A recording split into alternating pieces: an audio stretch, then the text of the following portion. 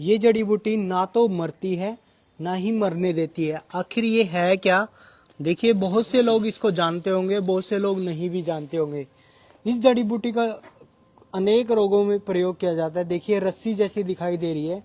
इसका किन किन रोगों में लाभ देगी और कैसे इसकी उत्पत्ति हुई, कैसे ये अमृता का इसका नाम पड़ा, क्यों ये मरती नहीं है। और देखिए, यहाँ से मैं आपको तोड़ के दिखाऊं, ये देखिए अब भी हरी पड़ी है।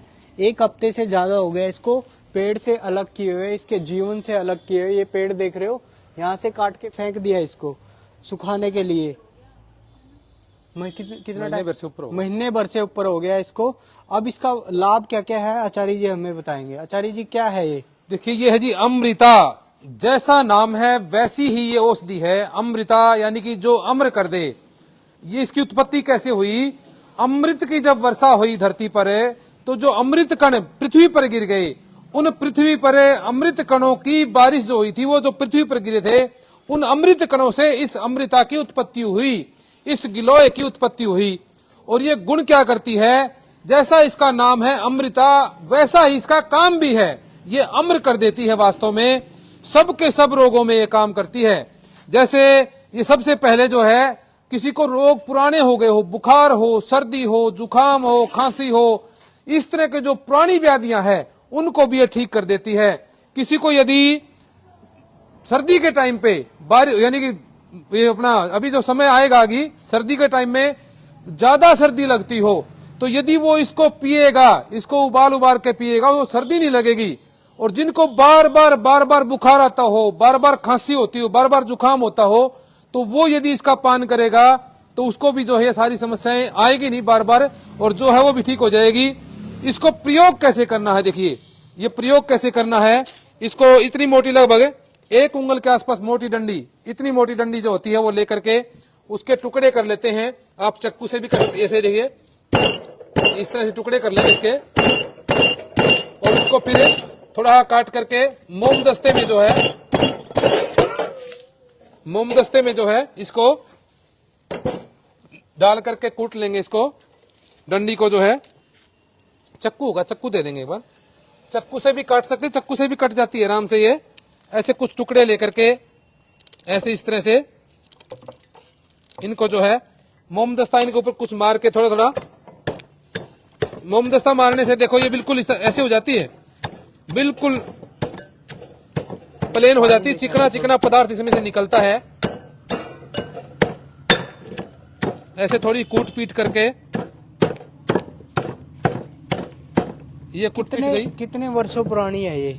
ये देखिए हजारों साल पुरानी औषधि है ये अमृता जो है। हमारे पास जो है ये शास्त्र रखा है कि ये जो दिखा देता हूं मैं आपको। ये देखिए आयुर्वेद का बहुत ही प्रमाणिक शास्त्र है, भाव प्रकाश निघंटु।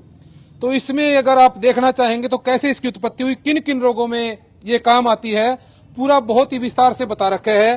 तो ये पुस्तक भी जो है सैकड़ों वर्ष पुरानी है, भाव प्रकाश निघंटु। और महाभारत और रामायण काल में भी गिलोय का खूब वर्णन आता है। तो इसको इस तरह से कूट करके आप जो है इसका काढ़ा बना लेंगे जी। ऐसे कुछ टाइम इसको लगेगा, उबाल लेंगे इसको। और जब ये उबल जाए, इसका रस जो है वो देखिए, अब जो था ना, देखिए बिल्कुल इसका ग्रीस निकल गया। ये बिल्कुल चिकना चिकना पदार्थ होता है इसके अंदर में, और ये निकल जाता है। पित्तल का बर्तन क्यों लिया आपने? देखिए, पित्तल के जो बर्तन होते हैं ना, वो जो भी औषधि आप उसमें उबालेंगे उसके गुणों को घटाएंगे नहीं, बल्कि बढ़ा देंगे कुछ ना कुछ। इसलिए हमने पित्तल का बर्तन लिया। तो इसमें विशेष ध्यान ये रखना कि एक तो है ना भाई, सिल्वर का बर्तन जो होता है ना, एल्यूमिनियम का जो बर्तन है, कोई पात्र है, उसका प्रयोग नहीं करेंगे। हमारा पित्तल का हो, कांसी का हो, या फिर लोहे का हो, या मिट्टी का बर्तन हो, उस पात्र में उबालेंगे। और जिनकी इम्यूनिटी कमजोर हो गई है, जो बार बार रोगी होते हैं, या फिर आपके रस धातु में, रक्त धातु में, या मांस में, मेद में, अस्थि, मज्जा या शुक्र धातु में, इन धातुओं में भी आपका जो रोग घुस गया है, यानी कि पुराना रोग जो हो जाता है वो आगे आगे धातुओं में घुस जाता है। जैसे शुगर है, शुगर क्या, जितना पुराना होगा उतना ही आपकी धातुओं में घुस जाएगा। तो ये शुगर को भी ठीक करती है। लगातार यदि आप इसका गिलोय का प्रयोग करेंगे, अमृता का प्रयोग करेंगे, तो आपका शुगर भी ठीक हो जाएगा।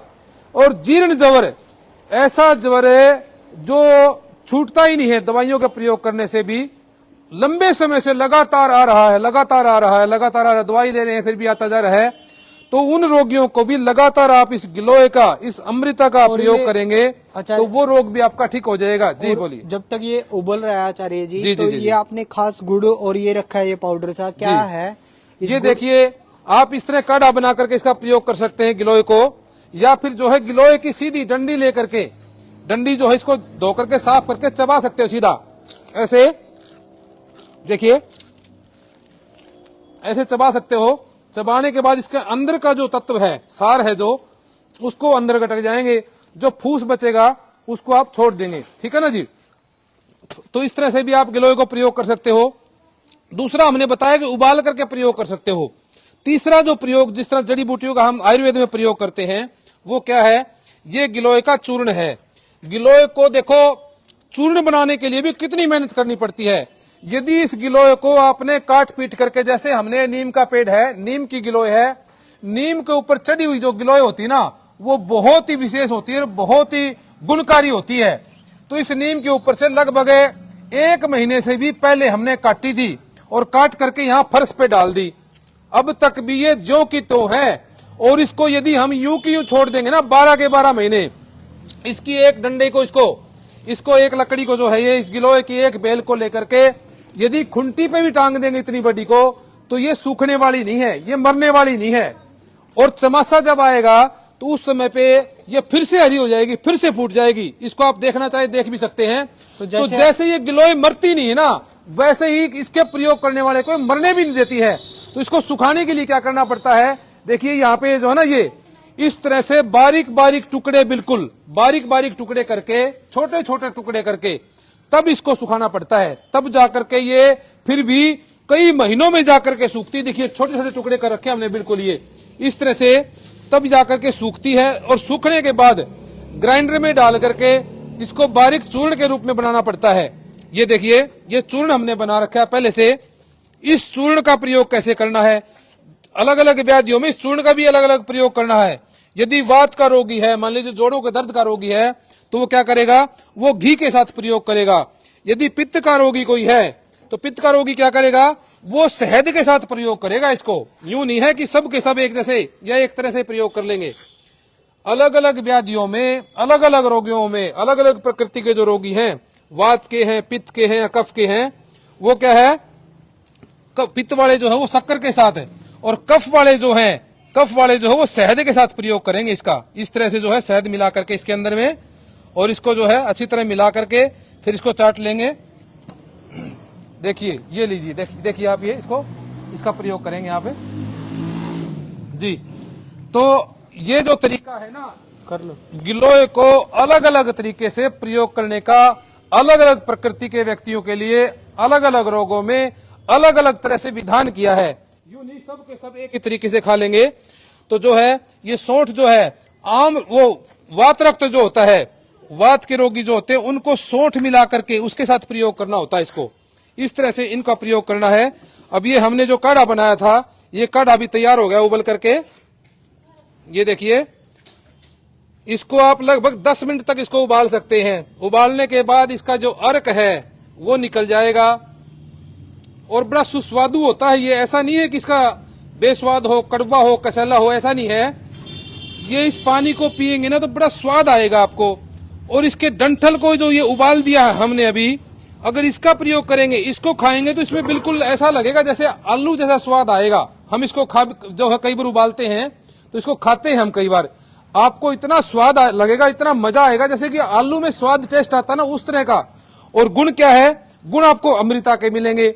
तो इस काढ़े को बना करके इस तरह से आप रोज सुबह खाली पेट पी लेंगे। इस तरह की जो व्याधियां आपको सर्दी की, जुकाम की, खांसी की, बुखार की, या मौसम के हिसाब से कोई रोग आपको आता है, या फिर जो है पुराने जो रोग हैं, उन सब रोगों में ये गिलोय विशेष काम करती है। तो इसका आप प्रयोग करिए। और आप हमारे से भी कोई संपर्क करना चाहते तो करनाल प्लस का मेरा नंबर है ये, इससे आप जो है संपर्क कर सकते हैं। मैं वैद्यराज आचार्य अनुपम, समालखा पानीपत के पास हरियाणा में रहता हूं। तो आपको किसी प्रकार की कोई व्याधि है तो आप मेरे से संपर्क भी कर सकते हैं।